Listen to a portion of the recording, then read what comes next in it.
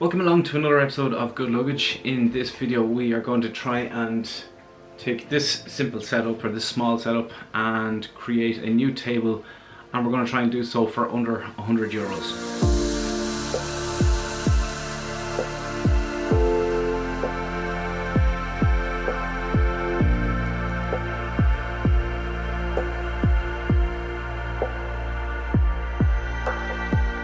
As always, I wanted to say thank you to my patrons. See the link below if you'd like to become a patron of the video series. You can do so by hitting the link below. So the current patrons there are ocddetailing.ie and washme.ie. If you'd like to visit their websites, they'll also give you a discount of 10% if you use the code GL10 at the checkout. If you haven't done so already, please hit the subscribe button, which is the red button down below. It really helps to obviously help the channel to grow. Okay, let's kick on with things and try and see if we can improve this area for under €100. So basically, if you haven't seen it already, this is the desk that I have to use for carrying out any work or videos or all that sort of stuff, and I just find it a little bit too small to fit everything around it. So we have a printer here on a separate table. I have a box with another laptop underneath. The table here, I mean the screen is the size of the table. Just any little bits, the sound card or sound inputs or whatever it is there. Just want to tidy it away somewhere simple. This radio I never really use anyway, so I'm probably going to take that out of it. And a little table from IKEA. It's just kind of useless. It's just basically sitting as storage or a hard drive onto it. Speakers, they're not really used, but having said that, maybe with the new setup we'll be able to use them. So let's try and change this for under €100 and get a bigger desk to be able to fit everything on. So where do we stand now? Okay, I'm after going and buying a couple of lengths of wood. It's PAO wood, which means planed something. I'm not exactly sure what it is. But what we've had to do is work out a couple of sizes as regards what length I wanted it to be and what depth I wanted it to be. So originally I did want about, give or take, about 1800mm long by roughly 800mm wide then. So a couple of calculations later then we've realized that the table, I suppose, to make the maximum, to get the maximum out of the length of wood that we bought. So we've got 4x2s and 3x1.5. So the 3x1.5s are going to be the outer surround of the table, and the 4x2 is going to make up the main body of the table. So we're going to cut, so 2400mm long is the length of the sheets that are the boards that I have here.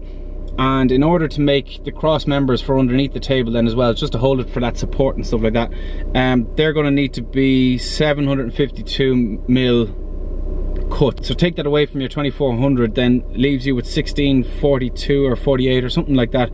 So in theory we're going to make the desk is going to be 1600mm long, plus the added 1.5 either side. So whatever it is, 16 and a bit long anyway. So anyway, just time to go and cut the lengths. So we're going to cut the cross members, which is the 752mm for the underneath part of the table then. So I think at this point I have to say thank you very much to a number of people, and one being Robbie here, who basically I work with Robbie. Needed to get a miter saw to be able to cut the edges, and you'll also see then later on the 45-degree edges then, or 45-degree corners. So Robbie, having that saw, or having someone with that saw, was I suppose pivotal in creating the build. The other person I really have to thank, I suppose most definitely have to thank, is Mick from MC Carpentry. Mick is a good friend of mine, but obviously during lockdown he couldn't work. He wasn't allowed to work. He wasn't able to work under government guidelines. So I contacted him. I said, listen, I want to do a project, I want to do the table, can you help me out? And he gave me all the guidelines, all the ideas on how to actually complete the build. So it's Mick from MC Carpentry. You'll see a link down below as well in the video, and yeah, listen, definitely recommend them for any carpentry projects that you have going on in your house then. So throughout this build we're using a number of different tools and stuff, this one being a Biscuit Joiner. Now a lot of the tools I don't actually have, so again I went back to Mick. Mick helped me out with using some of the tools, but I suppose if you're going doing this yourself, maybe you might know people who might have these tools, or between saws and stuff like that. I mean, I could have used some of the cheaper saws that I have in the shed, like from some of the cheaper stores. I just have some for doing odd jobs around the place, but in order to get the table to join together properly, it was suggested by Mick there to use this Biscuit Joiner. So you saw me drawing lines down the table, you can see it on the face there. That is basically evened out across the table, and that is exactly where your joins are going. So to keep them even across the table then, and yeah, it was a great job. It worked very well. Just used the wood glue then to seal everything in place.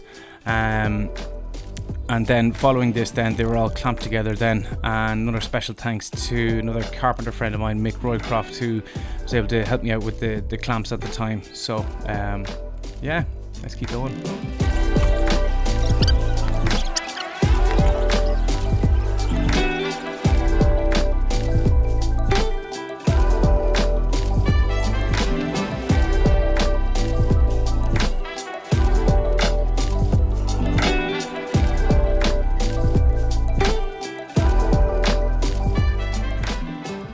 Okay, so the next stage of the build then is for the legs, and I got a real bargain with these. These are normally about 90, give or take 90 euros, I suppose, on Amazon and stuff. And me, I was trying to keep the desk under 100 euros, so I'll see at the end of it now what it all tots up to.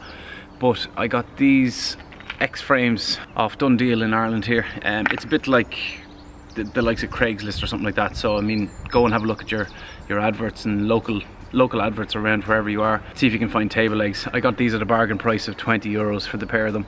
It was a fella who actually did tables and made tables himself, and he just was trying to clear a bit of space in his warehouse and wanted to get rid of a couple of sets, so I found these. What these determined then as well was the depth of the table. So originally I might have thought about going, say for argument's sake, 650mm wide or whatever it is. These are 680, so it meant I had to go that little bit deeper then again still. So yeah, 20 quid bargain. So what I'm going to do now is paint them up satin black, just to give that industrial look. They're steel legs. We're going to paint them satin black then, and see how we go on then.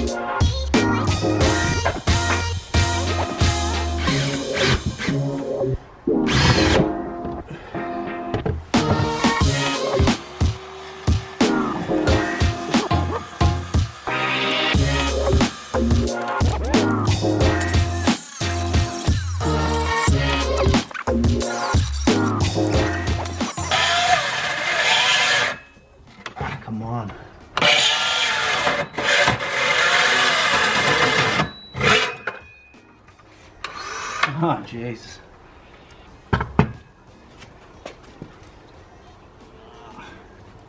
Literally 3mm. Oh, there's no battery in this one.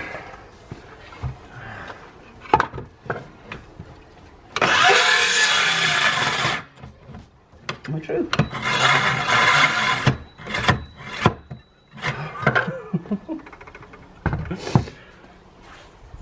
Oh, look at this. Literally the battery's going in. That's as far as I oh, I have to wait. Right, just charge for 10 minutes. Hopefully just get this last little bit done. Now.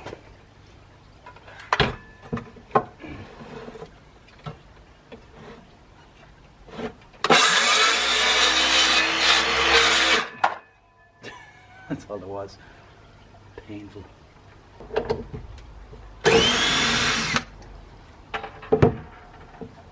Yeah. Done. So we're nearing the completion stage of the table. What I have now is the lengths of 3 by 1.5 in the car, and I also have the table in the back, so or the top, or whatever you want to call it anyway. So the idea is that I'm going up to get these pieces of wood cut with 45-degree angles. This is going to provide the edging around the table and around the desk. I'm also thinking, I do have the offcuts of the 4x2. They were going to be the struts underneath, or I don't know what you call them, braces underneath the table. But because I'm only using the 3-inch as an edging, I think I'm going to have to cut offcuts off this now to use as supports instead, so that you don't see them underneath the table. They basically they're hidden by the surround of the table then as well. So yeah, let's get cutting these ones now.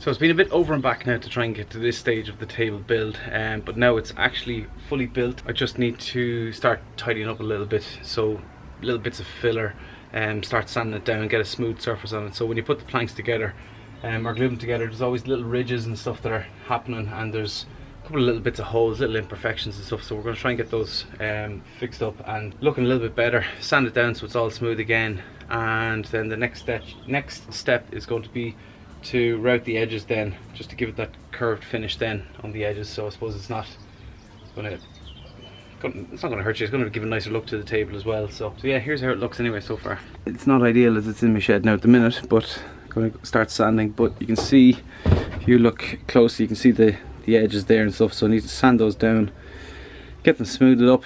Need to fill these little bits here. That's where I had the issue with the circular saw there. It just kept on stopping and stuff. So that's, you know, you just need one clean sweep to get the proper edge on it. But sure, look, no for next time. I'm going to continue on with the sanding, and hopefully it will look better then, ready for staining.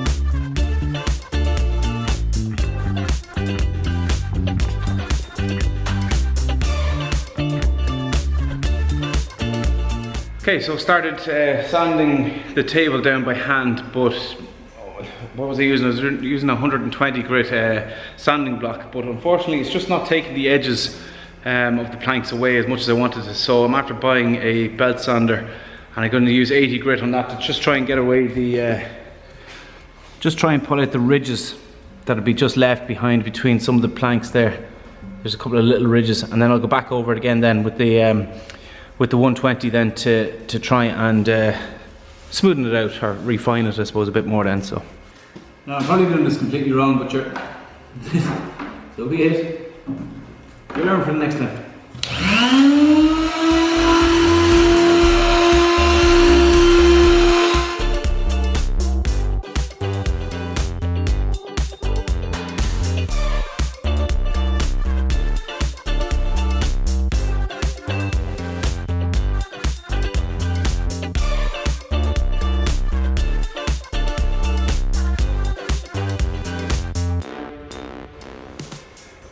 Now it's just a case of figuring out which side is the least bumpy, I suppose. There's still ridges up this side, so I'm not really sure how to really get them out now, in fairness. I've tried a bit with that sander, it's not really doing much for me, but still going to wipe them down or get them sanded down again or refine them down with a 120 block. But this side over here seems nice and smooth, alright. So I think this is going to be the side that's going to be facing out, that side to the wall, this side to work with. Then at least you can put the mouse down there and it's nice and smooth. Should be able to work okay anyway. Here's hoping it will anyway. Just thinking, I don't think I got to speak about what actually we did with the table or how we finished it off and stuff. So on the top anyway, we used 4x2s for the actual main frame of it. On the sides then, we got 3x1.5s to go all around the sides then. So they're basically put on their sides in comparison to the top panels then. So yeah, so you should be able to see the 3x2s then. So they're on their sides, and then each of those then were nailed in or screwed in then. 1, 2, 3, 4 screws in there, and we had a 45-degree angle here, which you're seeing being cut with the miter saw then. So 45-degree cuts all around in order to get the joins right. Okay, so underneath then we went with the, is that the 4x2?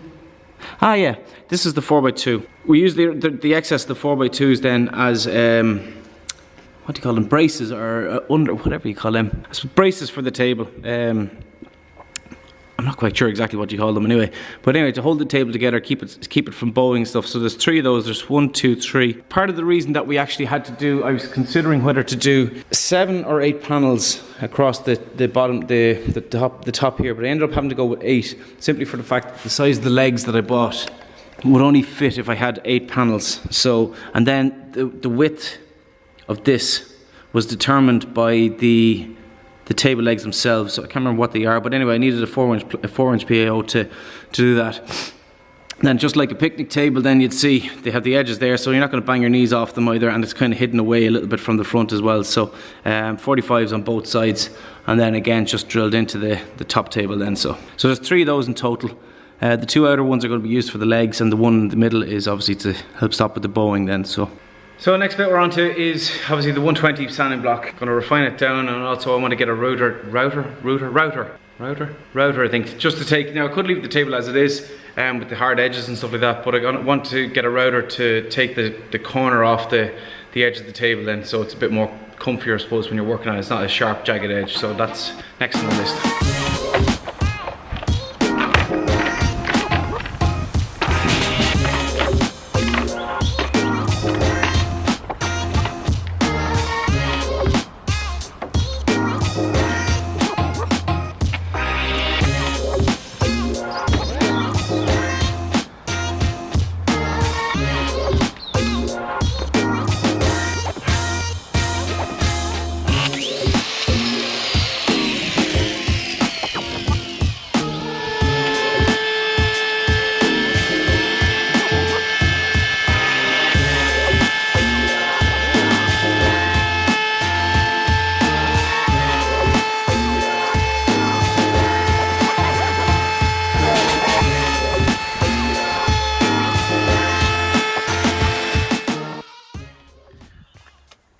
Not bad for a first go anyway. It mightn't be the most delicate, but definitely taking an edge off it, so a bit of sanding now will make that all nice then.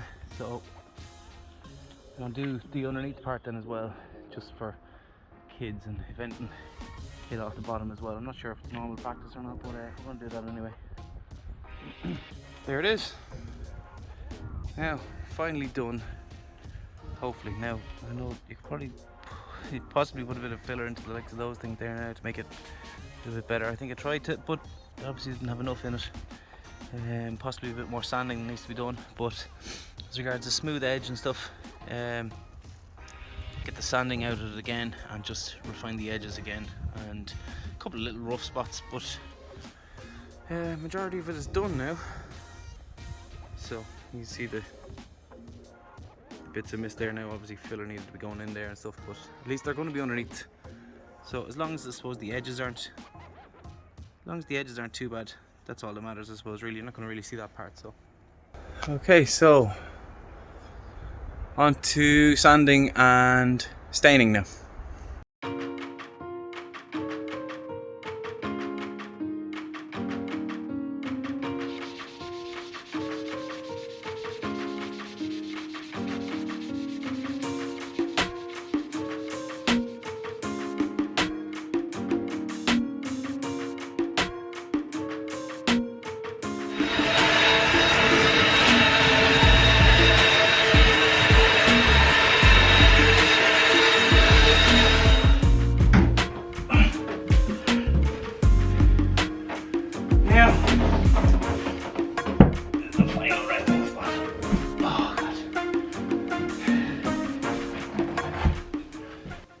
Okay, so the plan now is it's all sanded, it's all done. I have my stuff here. I have the wood dye here, so the colour we're going for is a walnut colour. So I was looking for that dark wood colour to go with the black legs anyway. So I'm going to put a bit of the plastic sheet, that's all I have to put down the ground. So I'm going to do the bottom first, and we're going to screw the legs into it, flip it over and do the top, and hopefully it'll be done then.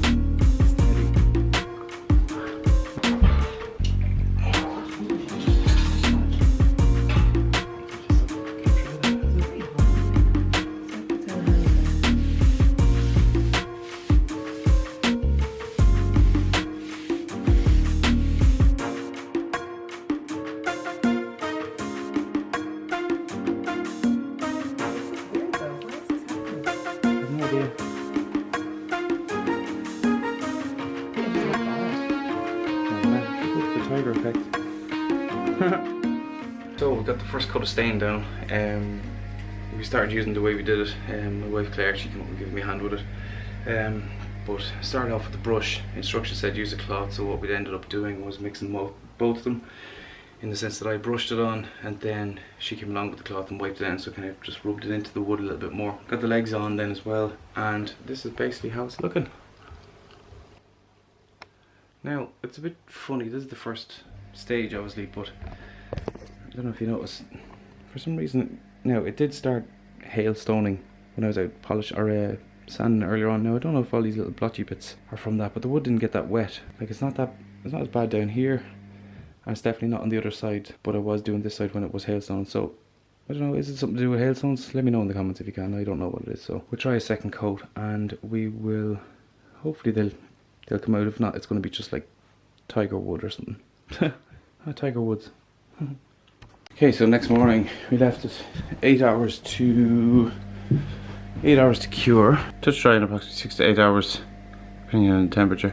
Now it was fairly dry. Well, it felt fairly dry when we were hitting the hay there last night, but it's come out a little bit paler. Well, obviously it's dried in a bit. Now you can really see where your sanding marks are going against the grain and stuff. So that's a bit of an issue, or a bit of a problem. Still has that kind of blotchy tiger effect. Not tiger, cheetah, I don't know what you call it. Yeah, we were reading up there last night that apparently you could have some sort of a conditioner for the likes of wood before you actually go and stain them. Now, we didn't actually know about that, so we're just going to carry on staining and see how it comes out though.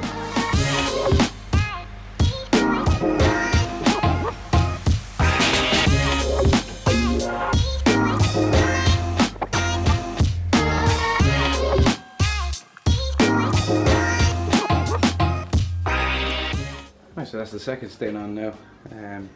It's looking alright. It's going a bit bright, maybe, I suppose. I think I might have wanted it a little bit darker, so we might just need another staining coat anyway to see exactly what we can do. But see these dirty sanding marks. That's why I meant to go with the grain. But the reason for that is I was trying to get all that filler off. I just made a mess of it, and then yeah. Anyway, no for next time.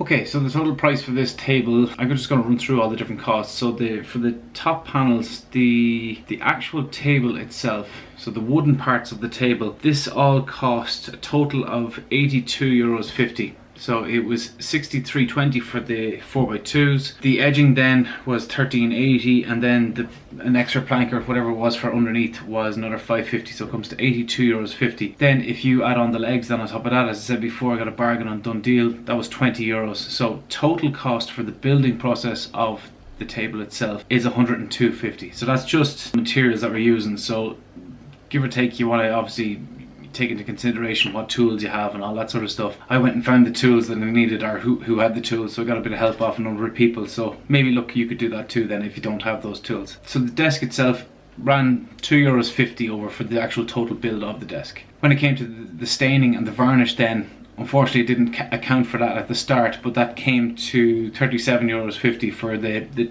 tin of stain and the varnish then as well. So I suppose a total build cost for the whole table, varnished and all that sort of stuff, was €140 all in, and that gives us a proper top quality. It's a good heavy table, good solid table. I don't think it's going to break or anytime soon anyway. So yeah, we didn't quite get the €100 build, but still under €150, so I think we did all right now for that. Okay, so I hope you enjoyed the build video of my desk, or my new desk. It has opened up a huge amount of space for my work area here and all the bits that need to go onto it. The legs themselves as well, they need a little bit of a touch up as well as regards black paint as well. But overall, I'm absolutely delighted with it, so I hope you got a bit of something out of this video. I had never done anything like this before. I'm not a carpenter. I'm not very normally good with tools and all that sort of stuff, so I was kind of really delighted how it came out. So if you liked the video, please give it a thumbs up, hit subscribe to the channel, and leave a comment where you can, and we'll see you on the next video. Thanks a lot, bye bye.